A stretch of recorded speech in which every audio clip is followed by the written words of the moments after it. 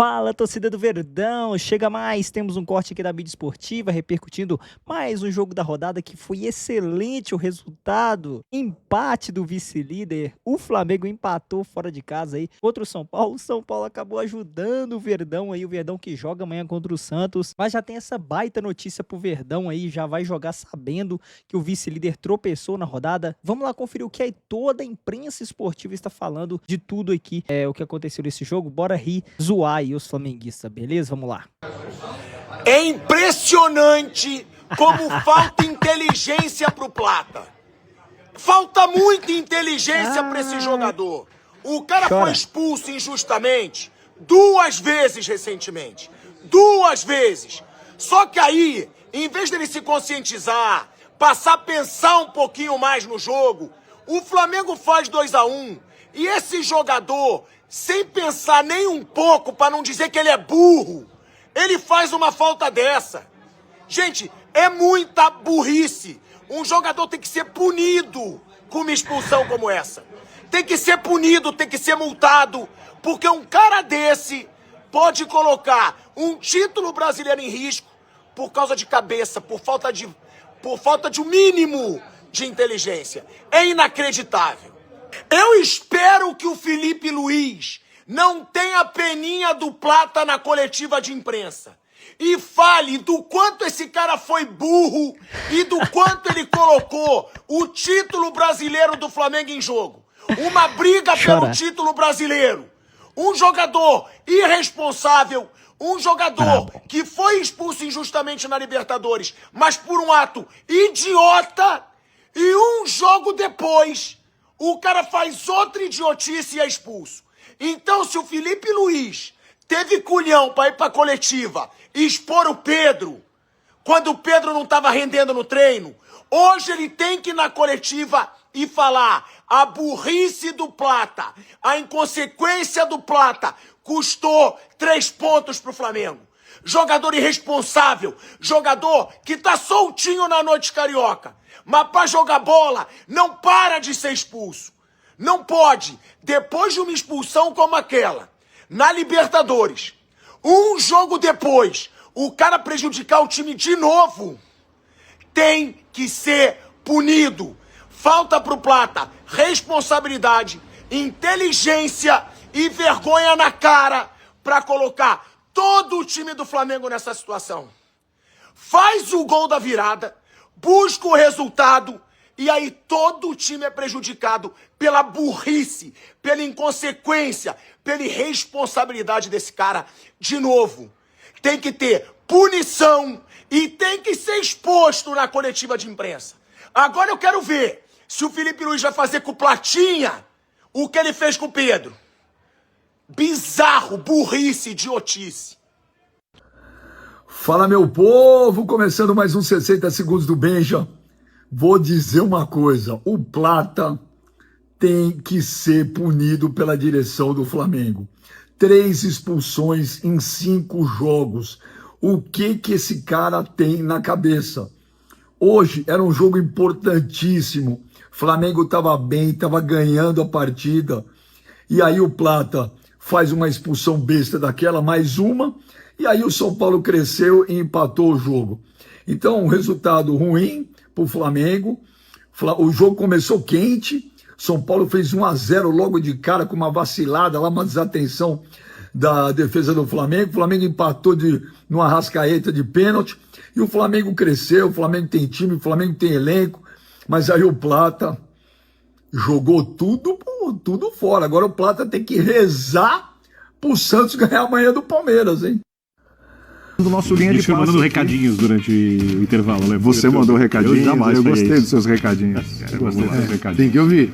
Hoje, mas só no YouTube. Agora, o nosso querido Vitor Birner está no programa de hoje, Paulo Calçade, Jean Oddi, também Pedro Ivo Almeida. E a gente vai começar falando desse empate na Vila Belmiro. Sim, na Vila Belmiro, entre São Paulo e Flamengo, 2-2. Eu vou atender a demanda do YouTube aqui. Vamos lá, esse empate do Flamengo passa diretamente pelo Plata ou tem mais coisa aí nesse jogo, hein, Jean? Tudo bem? Tudo bom, William? Boa noite a você, boa noite a todos. Pra mim vai muito pra conta do Plata, assim, mas muito mesmo. Pelo que estava o jogo no segundo tempo, acho que no primeiro tempo o São Paulo até fazia um jogo assim, ninguém pode falar que o São Paulo não se dedica, não marca, não batalha, não briga. É um time brigador. Um guerreiro pra caramba. Foi assim o tempo todo, acho que no primeiro tempo, ao mesmo tempo em que a diferença técnica entre as duas equipes, pra mim, era evidente do primeiro ao último minuto do jogo, né? Então, assim, era um Flamengo, apesar de toda a luta do São Paulo e de uma certa até desconcentração do Flamengo, né, como a gente vê inclusive no gol do São Paulo, era um Flamengo que acho para mim foi ligeiramente superior no primeiro tempo, desperdiçou ali oportunidades. Então, apesar de toda a luta do São Paulo, a superioridade do Flamengo era clara. No segundo tempo, para mim, isso se intensifica. O Flamengo volta ainda melhor, produzindo ainda mais, tanto que antes de fazer o segundo gol já tinha desperdiçado uma ou duas boas oportunidades. E a coisa, assim, acho que caminhava de fato para uma vitória do Flamengo. Bom dizer, o São Paulo tinha no banco de reservas 2 caras com capacidade de mudar o jogo, de melhorar muito o jogo para o São Paulo. E provaram isso, né? Que eram Marcos Antônio e Lucas. E aí, independentemente da expulsão do Plata. Mas para mim, acho que vai muito para conta do Plata, assim, porque a partir dali, né, a superioridade numérica do São Paulo, e aí com o Marcos Antônio e com o Lucas em campo, permitiram ao São Paulo partir mais para cima, criar mais, fazer o que ele podia fazer, conseguiu o gol de empate e o jogo acho que ficou aberto. O São Paulo poderia até ter virado, né, depois de empatar o jogo com um jogador a mais. Então, no fim das contas, eu entendo que o torcedor rubro-negro especificamente esteja bastante incomodado e irritado com a expulsão do Plata, porque acho que ela mudou o jogo consideravelmente. Birner, que eu vou te falar agora, às vezes é muito subjetivo, mas, cara, você acompanhando os jogos do São Paulo e vendo as dificuldades que esse time tem, que a gente já falou várias vezes aqui com todos os desfalques que acompanham o São Paulo há muito tempo, realmente esse ponto que o Jean tocou assim, é louvável. É um time de caráter, é um time guerreiro, um time que não se entrega, é um time que você não vê uma morosidade, você não vê uma desconexão com o jogo.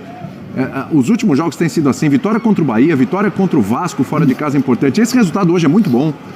Lembrando que o São Paulo não estava jogando em casa, né? O São Paulo está jogando num campo neutro ali, hoje é um campo neutro. Avisa o presidente do clube. Né? Exatamente. Então, assim, é um time, é um elenco de jogadores que eles superam os adversários externos e adversários internos.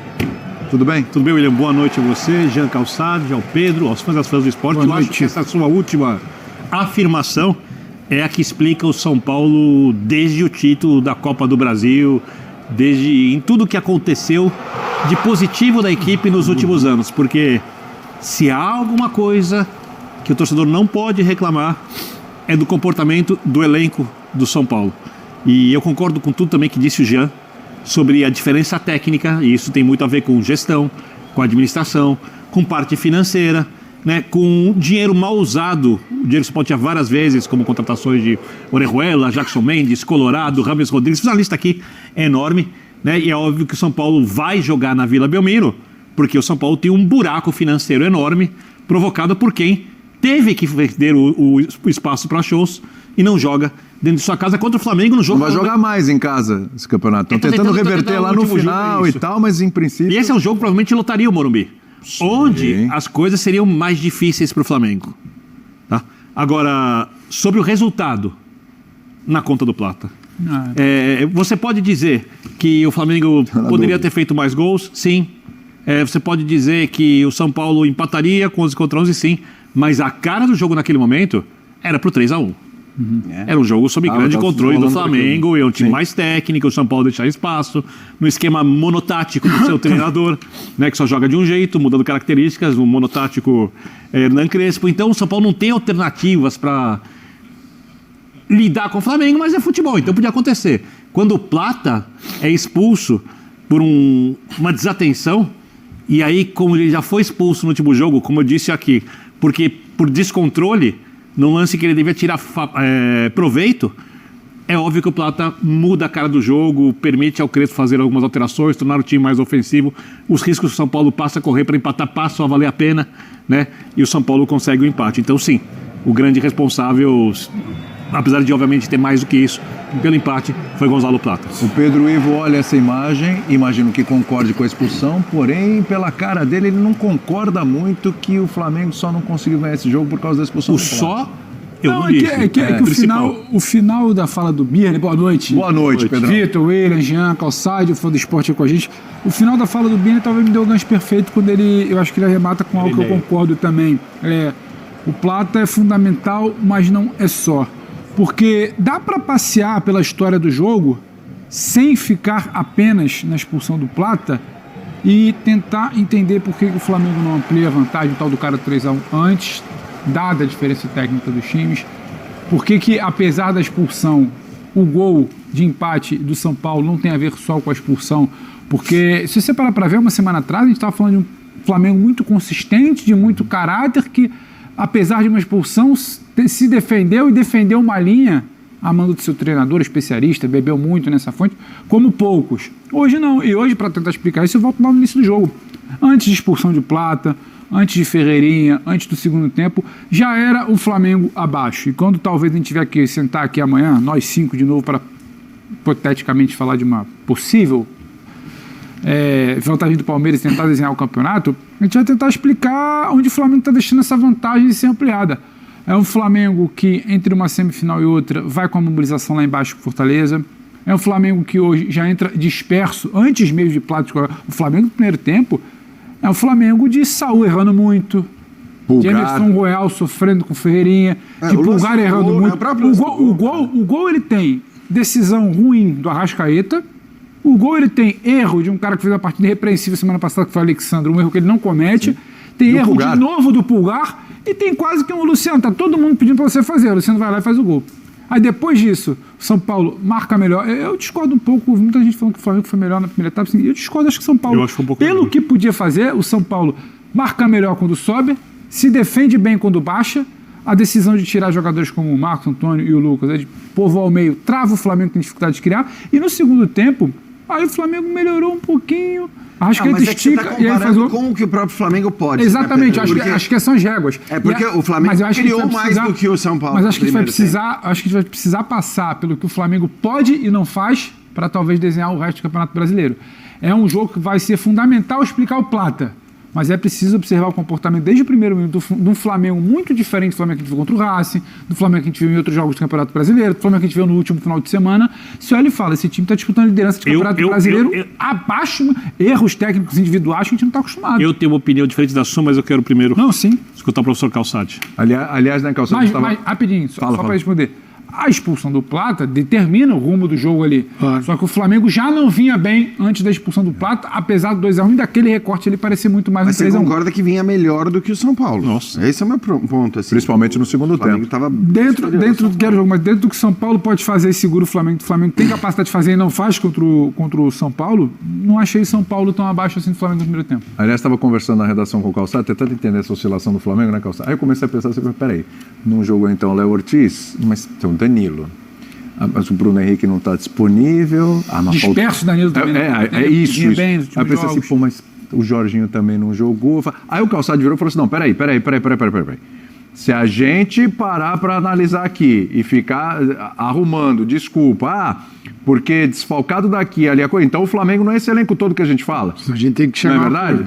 Porque quando vence, então não passa por aí. O elenco é maravilhoso. Quando ele se complica, você começa a ver quem que não estava no time. E não é o caso, né, Calçado? Aí, cara, a gente primeiro, por uma questão de coerência, tem que decidir. Eu nem entro nesse assunto, porque tem um que jogou Danilo.